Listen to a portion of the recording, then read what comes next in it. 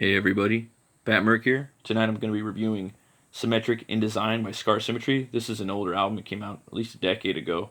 Just a little background information. Symmetry, they're basically like a heavy, djent melodic death metal, progressive band. They have a lot of different subgenres within their genre. They use 7 to 8 strings. They're heavy, catchy, they're melodic. Again, they put like math in their stuff, in their sound. They put a lot of rock, prog rock, everything. They write the lyrics are usually written about sci-fi, quantum physics, conspiracy.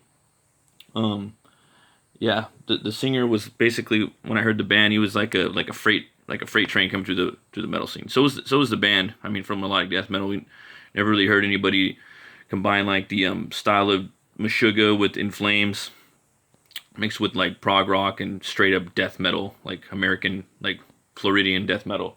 But yeah, that's kind of how it is. And um, this is the CD art. Again, I always recommend to pick up the vinyl if they have it. That's too crazy. Looks like they got a little Hellraiser influence in there. Fucking metal. Hell. Little tarantula right there. Some of that. And then just got an old school shot of the band. These guys are, 10 years older now. They don't really even look like this anymore. And that's a singer and guitar player, drummer, bass player. He's badass too. Another guitar player. They're all very technical and masters of the craft. Yeah. So I don't know. A lot of little inspiration from the album. Let's see if we can do some drawing here.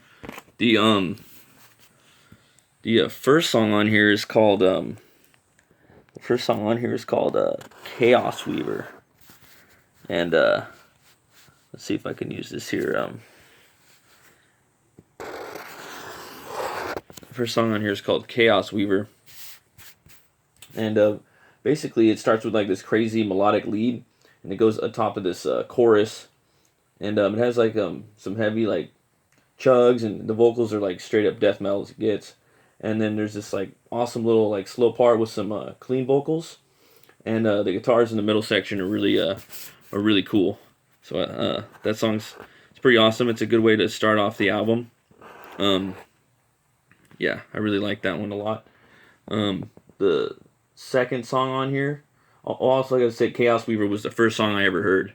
I heard that on it used to be like on Music Choice, on it was like on like cable TV at the time, but it's not around anymore.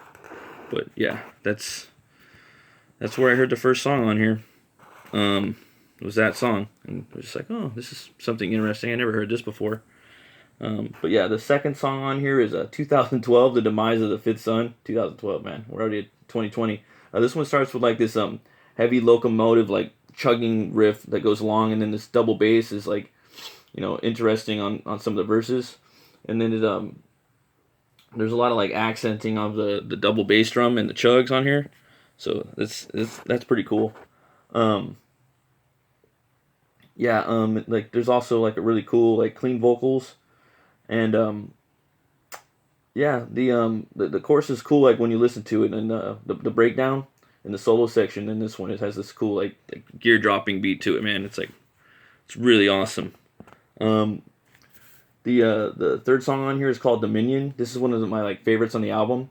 It's just like a straight up constant like banger of the record. This one starts with this like dope keyboards over like a rocky like strummy riff, and it drops into some dope ass like chugs with the beast on the vocals, man. He picks up the tempo a bit, and it drops into this like proper rock chorus. The clean part that transcends into the heavy solo is really cool. And yeah, that solo section on here of the song, it's nothing short of epic. So I like that one a lot. Yeah, it's really cool. Just trying to draw some shapes just for fun, just because I don't know. Trying to think of like symmetric in design, maybe some space stuff, just random shapes. Sometimes it's cool just to draw and get some shapes out on there. Also been thinking of like a dream weaver, something like that. And then some more shapes like that. The next song on here, I believe it's the fourth song. This one's called Underneath the Surface. This one has like this crazy intro that's followed by some clean vocals, and the chorus is like a straight up hard rock chorus with like this death metal vocals like right on top of it. It's it's just like a fun track. I think the fifth one on here is this one right here is called Reborn. This is the track that like sealed the deal for me as a fan. It starts off with this like catchy ass guitar riff and these keyboards, followed by this like chuggy riff, and it has like this the singer like starts to alternate between his high and low like aggressive vocals. He screams and he drops into this like haunting like catchy as fuck chorus. The melodic breakdown into the like fucking solo section is straight up. I don't know how else to describe it, but it's kind of galactic. It's really cool. Yeah. So the next song on here is called The Veil of Illusions. This is my like favorite track on the album. It's one of my favorite songs in music in general. It's like a heavy ballad, and it's as heavy as a ballad can get. The vocals seal the deal on it though. The pre-chorus and the chorus are like some of the most hauntingly like sounding vocals I've listened to. It's just the deep vocals and the clean vocals. The contrast really great.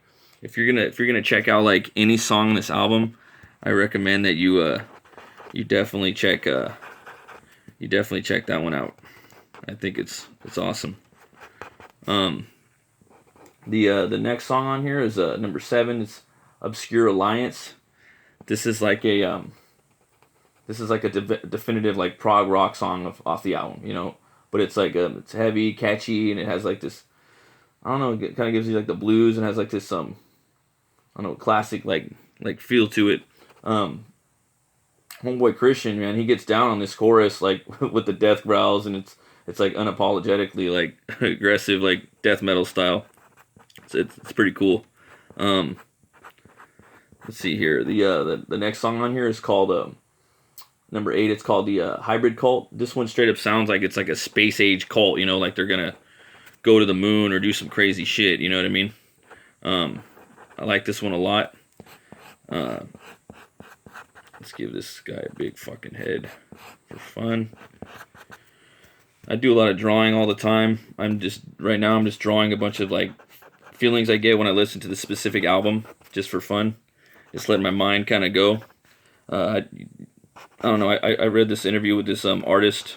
I think his name was Mobius, and I don't think he's alive anymore, but I'm not sure. But he would just draw things, just to kind of free the mind and just see where like the pencil or the pen will take you, and you could do that with like a lot of like metal stuff, So I don't know. I encourage people to just get on the board or on the on the sheet of paper, and just draw it. But yeah, back to the song Hybrid Cult.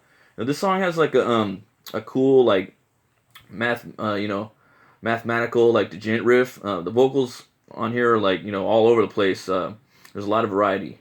It feels almost like evangelical like sci-fi. Like I was saying, like there's some crazy like space cult or something like that.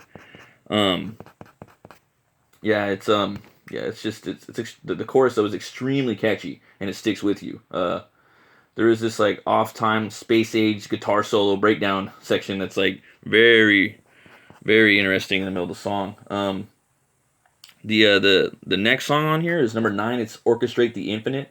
This track has an awesome like 7-string like sounding like riff. Like the whole album is like 7-string and 6-string, but you could really hear it like on this one a lot, and it kind of drops into this the gent riff again, and it seamlessly like moves into a catchy like prog like death rock chorus. There's also like this sweet like acoustic section, and it's like accompanied by these clean vocals, and I don't know, it just kind of provides a cool contrast to the album, like and to actually like the song on just the song in general. The next song on here is this number 10. It's Detached from the Outcome. This is like a heavy ass djent sci-fi song with clean vocals, death vocals, and there's this one part where the guitar is like basically cut out, and you can hear like the bass track really cool. I like that one a lot. Yeah, it's pretty awesome. There's like this rad guitar solo where like the dude shreds, man, like just a straight up like it's like a real banger. I like this one a lot. Number 11 is this one right here is called Seeds of Rebellion, and this one, the Seeds of Rebellion, it's a track that like starts off with this like thundering double bass, and it's like accompanied by this like this guitar riff, man. It's stellar. It's it's just fucking awesome. It has like this really big sound on top of it, like the keyboards are doing with the guitars, and then it dives into this like chuggy djent riff, and it's like paired up with the the signature death roars that the singer Christian like provides all the time. The chorus, it's awesome too, and it has like this. Also, there's like this guitar like solo section. It's technical, mathematical, fucking metallic. It's sick. Like that's another cool song you should check out. Seeds of Rebellion. The next song on here is called it's number the next song on here is called let's see here, it's number 12 is the 11th Sphere. Sorry. This one has like this haunting, like solid, like I don't know, it's like the I don't know, it's like it's like a solid ender on the album, and it's a bookend for the album. It's the chorus and the keyboard work is it's pleasant to the ears. I don't know how else to say it. The verses in the song, they're all like kind of build ups to the chorus. Like so, each verse that's before the chorus or the pre-chorus, what have you, they're just like kind of like building it up to the chorus. So it's you gotta kind of get these peaks and valleys. It kind of has that roller coaster effect on it. You get a good deal of vocal styles on this track too. The break in the middle of the song, it's melodic and it helps bring like balance and ingenuity to the final track. The chorus, respectively loops at the end of the song, but it has some like really cool like guitar like this really cool guitar melody that kind of goes on top of it after the vocals cut out, so it kind of fades out into that. So yeah, it's pretty cool. I like it a lot. Like takeaway for this album, it's for me it was like the first style like you could hear again like a melodic death metal band mixed prog rock.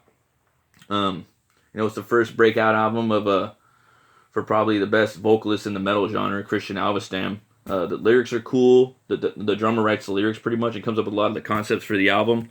Yeah, it's it's just I think it's an important like album as it was then as it is now.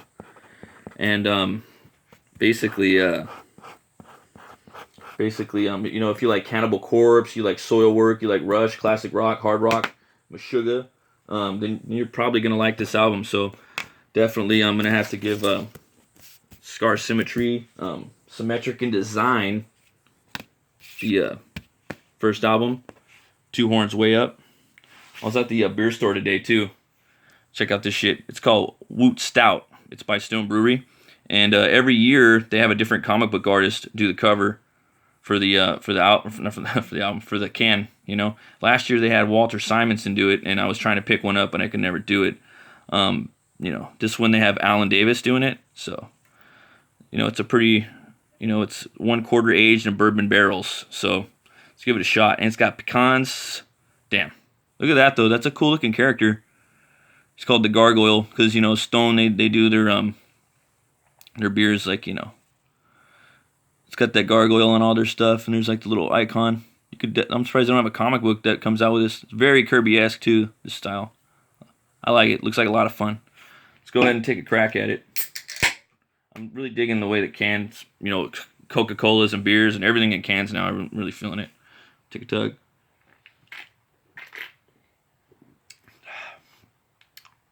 That's something that you don't even want to tug too much. It's smooth too for how strong it is. Also too, a little shameless shill plug in my book right here. It's a Butch Cleaver. I'm gonna launch it spring or summer 2012 on Indiegogo.